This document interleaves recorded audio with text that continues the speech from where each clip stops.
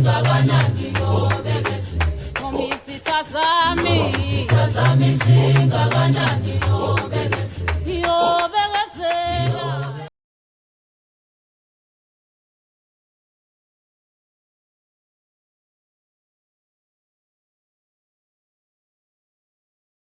Sanibonani ugogo Mseleku lo futhi usaqhamuka njalo njalo. Ugogo Mseleku uyanithanda bakwethu. Angifuni uqamba amanga, ngiyanithanda mina. Ngeke nginibambe inkunzi. Ngeke ngize nginibambe inkunzi. Ngeke nithi nabalandeli bami noma nama-customer ami nginibambe inkunzi lutho. Angeke kuze kwenzeke lokho. Kufana nokuthi mhlambe wena ufune ukuthenga impahla uthi angikuposele. Uma wena usungayitholanga imessage usuke kufanele uphinde ufone uze ukuthi kwenzakaleni. Kodwa ube sewusenda iproof yokuthi leyo mpahla wayikhokhela nini, usende neslip. Lokho njengoba sisuke sithi uma uthenga impahla sithi sicela usendele neslip, sisuke sizogcineka kuthena leso slip senzela ukuthi mzwane impahla kuthola kusase ayifikanga kuwena ngoba nopex esiposa ngawo nawo unawo amanye ama-delay. Noma kwesinye isikhathi uthole ukuthi imessage ayingenanga kumuntu, uthole ukuthi imessage ayingenanga kumina.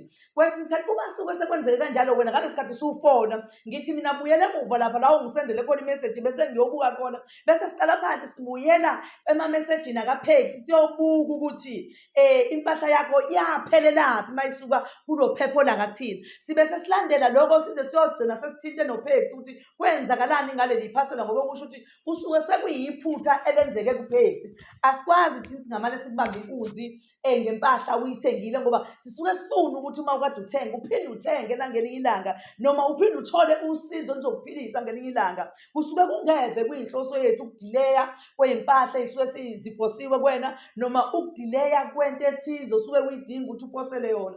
Ngicela ukuthi uma kwenzeka kuwukuthi wena ufakwele iphasela lakho, mhlambe ngiyalinganisa mhlambe ufaka imali ebusuku usungazofaka phela impahla yakho ebusuku, noma ufaka imali ntambama ngabe u5 usungazofaka ngaleso sikhathi ngoba suke vele impahla isiyithathiwe ngoba upex ufike ekuseni kophepha. Ngesikhathi efike ekuseni uthatha lezo mpahla ntambama usufaka ntambama ufuna wazi impahla yakho siyofakwa ngakusasa. Ngesikhathi iyofakwa ngakusasa wena ungathi ngakusasa nje usuyafona uyabuza ukuthi iphasela lakho lenze njani. Yilokho nje ngicelayo, ngicela ukuthi nje lokho nikulalele kahle ukuthi ungadlulisa noma u2 days bese uyasho ukuthi imessage ayizange izingene kumina. Ngicela ningishekele ukuthi iphasela lami lenze njani ngoba uthola ukuthi abanye abantu amaphasela abo agcina esephelelwe isikhathi leyo eposwe khona.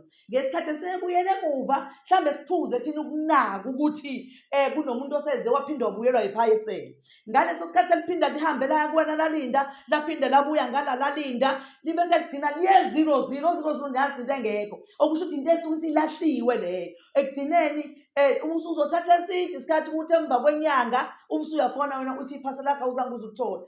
Ngeke sisakwazi ukuyolibheka kaphepha ngoba selise 00 nawe uyazi u00 into engekho. Mase kuthiwa 00 into esilahliwe le. Bakwethu ngiyacela ukuthi abantu abathengayo bakwazi ukunakelela izinto zabo abasuke bezithengile. And futhi noma ungaphesha ukubuza ukuthi uma sewudlula 2 days ngithe impahla yakho ngifakela uphinde ubuza ukuthi kwenzakalani, ngizokutshela ukuthi kwenzakalani. Ungahlali uthule nje kanti iphasela lakho mhlambe futhi selafika kuwena kwazi kwashaya isikhathi ngoba emva kwa 10 days selizobuya libuyele ngasemuva. Liphinde futhi lizohlala nanalinda ukuthi ubani olanda. Mhlambe mina nginakanga imessage yabo yokuthi iphasela lakho selibuyile. Ekugcineni sengobona mhlambe imessage eshoyo ukuthi iphasela lakho iphasela elalihamba lendaweni ethi selise 00 kusho ukuthi selilahliwe lelo phasela.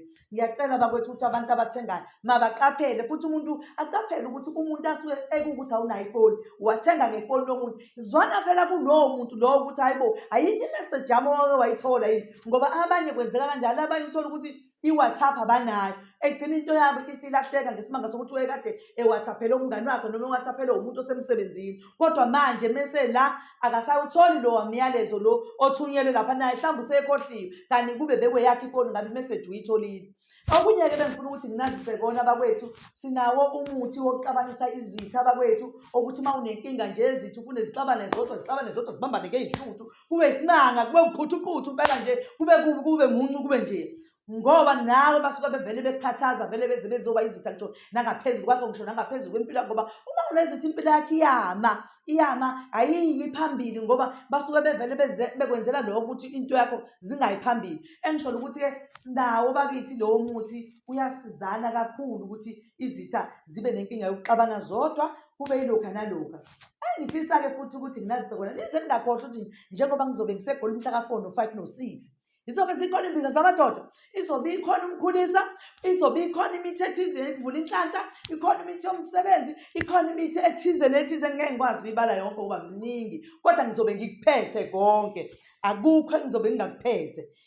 Bakwethu ikona bekithi ngifuna ukuthi nginazise kona kanti futhi sinekhombo. Ngeke ngisho iprize ukuthi imali sinayo kodwa ikhombo ikhombo inoshisisa egcotshwa umuntu wesilisa esithweni sakhe sangasese ngaphambili. Kuphinde kuzoba udumba kaSingube umuntu wesilisa angawuhlihla ezandleni abeseblasha nje kahle umuntu wakhe kahle umuntu wakhe aziza eseba on afise ukuyolala nobaba ngoba kunabanye omama uthothi abasafuna ukulala nobaba ngenxa ukuthi mhlambe baba ngingxabane ethize nje akusabasakwazi ukuyocansini. Mukho-ke vele ongazi ukuthi vele make kwaba khona ubuhilehile omncane iyaphela imizwa ngaleso sikhathi kodwa ubaba ngayenza ibe khona ngalo dumba kaSibungu ukuthintathinta nje umama ivuka imizwa. Umama kubo yena ucela baba hayi khona into engixakile la sihambe siye ekamereni baba bese kuzoba futhi-ke uhambisana novusa umuzi akufice-ke lapho uvusa umuzi induku isithula i-10-2 jabula umama uyashisa uvusa umuzi yonke into la.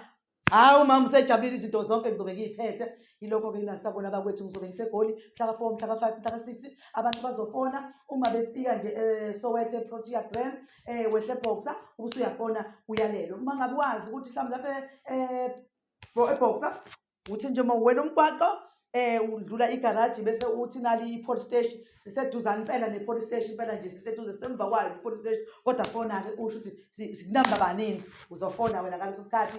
Thokozani makhosi amakhulu ngiyanithanda niqaphele isigebengu esibamba inkunzi ngenamba ewu-066 sakaDube ngithi qaphelani bakwethu. Hayi ngoba singaziyo ukuthi sikuphi siyaziyo kodwa ngiyacela ukuthi niqaphele bakwethu.